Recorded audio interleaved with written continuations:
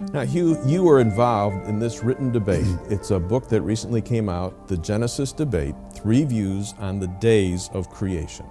And you have the 24-hour view, 2 authors there, and you have the day-age view, where you and Gleason Archer wrote, and then you had the framework view, Lee Irons and Meredith Klein.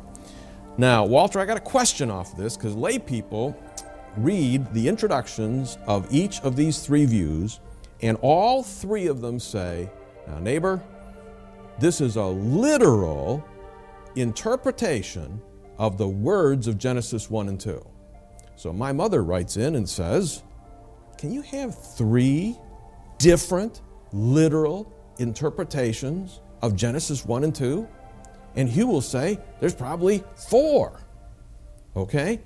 Right? Right. So the fact is, what's going on? How can that be possible and it be a literal interpretation of Genesis?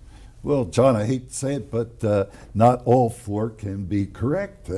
We're all going to have to stand before the Lord in the final day. There's that wonderful text, 2 Corinthians 5:10, for we must all, did I say all? Yes. We must all appear before the judgment seat of Christ, give an account of deeds done in the body. And I've teasingly counseled some of the lay people. I say, if you see a lot of writers and the presidents and pastors and TV MCs in the line on the final day, get in the other line. It'll go faster. Because everything we say has to be really responded to.